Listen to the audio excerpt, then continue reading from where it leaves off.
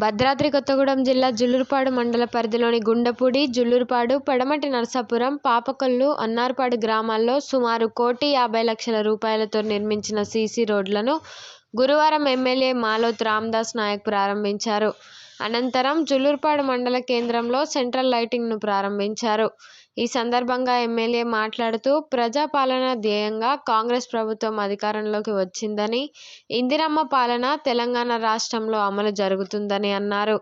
6 guarantee పథకాలలో ఇప్పటికే 5 పథకాలను ప్రజల ముందు ఉంచి ఎన్నికలలో ఇచ్చిన వాగ్దానాలను నెరవేర్చే దిశగా ప్రయాణం చేస్తుందని అన్నారు.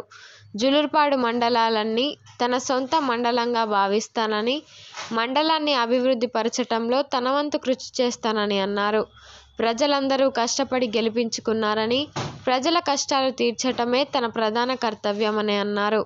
కార్యక్రమంలో ఫ్యాక్స్ అధ్యక్షుడు లేళ్ల వెంకట్రెడ్డి, మండల కాంగ్రెస్ అధ్యక్షుడు మంగిలాల్ నాయక్, ఎంపీటీసీ దుద్దుకూరి మధు, రోకటి సురేష్, రాంశెట్టి రాంబాబు, తహసీల్దార్ స్వాతి, బిందు, ఎండీఓ కరుణాకర్ రెడ్డి, విద్యుత్ R&B అధికారులు పాల్గొన్నారు.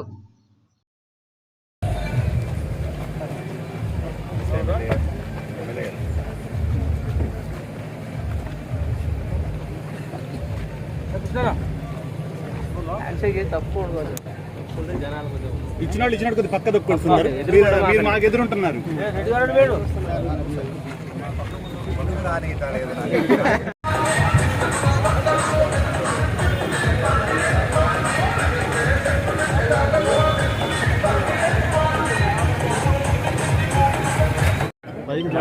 చూడండి అన్న, ఇటు చూడండి.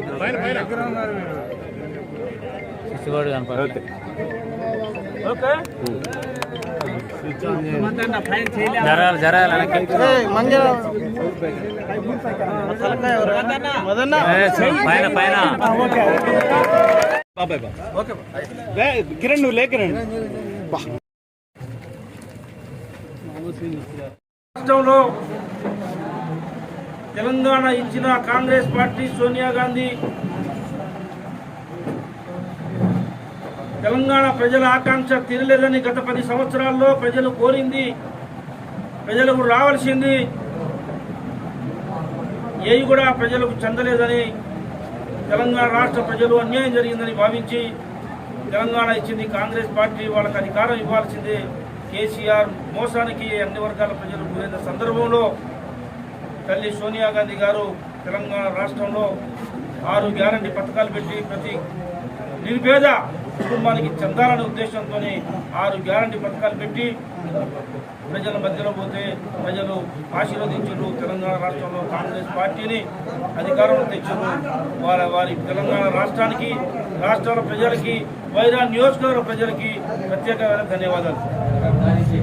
ఇవాళ మీరు చూస్తూ ఉన్నారు, ఏదైతే ప్రజలు అధికారం తెచ్చారో వెంటనే ప్రమాణ స్వీకారం చేసిన గంటలోనే 6 గ్యారంటీల్లో భాగమైన ఉచిత బస్సు అసెంబ్లీ హాల్నే ప్రారంభించడం జరిగింది.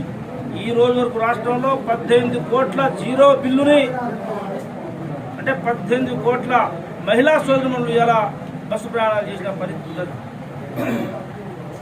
అదే కాకుండా 10 లక్షల ఆరోగ్యశ్రీ పథకం, మనం ఏదైతే హామీ ఇచ్చామో 200 యూనిట్ల కరెంటు, అది కూడా ఇవాళ కరెంటు కట్టాల్సిన అవసరం లేకుండా చేశాం.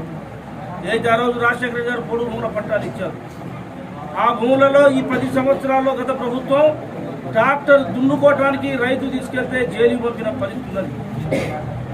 ఆ రోజు పట్టాలు ఇచ్చింది కాంగ్రెస్ పార్టీ. ఈరోజు వైరా నియోజకవర్గంలో ఎన్నికల్లో ప్రచారంలో మా నాయకత్వాన్ని తీసుకొని చెప్పాం, నన్ను కాంగ్రెస్ పార్టీ అధికారంలో రాగానే మీరు నన్ను గెలిపించినా ఎమ్మటే తల తాకట్టు పెట్టైనా చట్టాలు ఏదైనప్పటికీ కూడా అందరికి కూడా బోరు బావులు బోరు లేపించే బాధ్యత నాదని చెప్పిన ప్రజలు మమ్మల్ని ఆశీర్వదించారు. ఇవాళ 3,000 బోర్లు ఇవాళ మన వైరా నియోజకవర్గంలో పులిజల్ల మండలం కారేపల్లి ఇవాళ వివిధ మండలాల్లో బోర్లు వేసుకుంటాం పరిస్థితుంది. కాబట్టి కాంగ్రెస్ పార్టీ రేపు 500 రూపాయలకి గ్యాస్ ఇచ్చేస్తారు. ఇల్లు 10 సంవత్సరాల నుంచి పేదోడికి ఇల్లు రాకుండా చేసింది గత ప్రభుత్వం. ఇందిరమ్మ రాజ్యంలో ఇందిరమ్మ ఇల్లు ఇవ్వబోతున్నారు. రేపు రాష్ట్రంలో కాంగ్రెస్ పార్టీని ప్రజలు ఆశీర్వదిస్తూ ఉన్నారు. చాలా స్పష్టంగా చెప్పదలుచుకున్నాం, ఏదైతే కేసీఆర్ అధికారాన్ని అడ్డం పెట్టుకుని ఏదైతే ఇటు కాంగ్రెస్ పార్టీలో ఉన్న అందరినీ లాక్కొని కాంగ్రెస్ పార్టీ పని అయిపోయిందని చెప్పి ప్రచారం చేసుకున్న రోజుల్లో రేపు బీఆర్ఎస్ పార్టీ ఈ ఒక్క ఎలక్షన్లో మీరు చూస్తాం రాత్రి టీవీ నుంచి వీడియోలలో కేసీఆర్కి పార్లమెంట్ సభ్యులు నిలబడే పరిస్థితి అలా ఇల్లు తిరిగి బతిలాడుకుంటున్న పరిస్థితిని చూస్తూ ఉన్నాం. కేంద్రంలో కాంగ్రెస్ పార్టీ అధికారంలోకి వస్తూ ఉంది. ఏదైతే ప్రజలు ఇందిరాగాంధీ కుటుంబాన్ని, సోనియా గాంధీ, రాహుల్ గాంధీ మీద నమ్మకం పెరిగింది, భరోసా పెరిగింది. రేపు కేంద్రంలో రేపు జరుగుతున్న పార్లమెంట్ ఎన్నికల్లో కేంద్రంలో అధికారం కాంగ్రెస్ పార్టీ రాబోతా ఉన్నది. ఏదైతే ఈ తెలంగాణ రాష్ట్రాన్ని దోచుకున్న కేసీఆర్ కుటుంబం ఉందో 1,00,000 కోట్లు పెట్టి కాళేశ్వరం ప్రాజెక్టులు కట్టించిండు. మేము మొన్న పోయిన నెల మంత్రివర్గం, మా ముఖ్యమంత్రి, మేమందరం కూడా మేడిగడ్డ ప్రాజెక్టుకు పోయాం. అది ఇలా కనీసం ఎకరానికి నీళ్ళు వచ్చే ఉపయోగపడే పరిస్థితులు లేదు. మొత్తం ఈ వారు నెర్రెలు బారినాయి. ఖచ్చితంగా రేపు వర్షాలు దాంట్లో నీళ్లు స్టాక్ ఉంటే అది మొత్తం కూలిపోయే పరిస్థితి. 1,00,000 కోట్లు అని చెప్పి దాన్ని పనికి రాకుండా చేసి ఇలా రాష్ట్ర ప్రజానాన్ని ఖాళీ చేసి 7 లక్షల కోట్ల రూపాయలు ఇలా ప్రజలకు అప్పులు భారం పెట్టిన పరిస్థితి ఉంది. ఇలా ఉద్యోగస్తులకు జీతాలే ఇవ్వలేని పరిస్థితుల్లో ఈ రాష్ట్రాన్ని తెలంగాణ ప్రభుత్వం అప్పు చెప్పారు.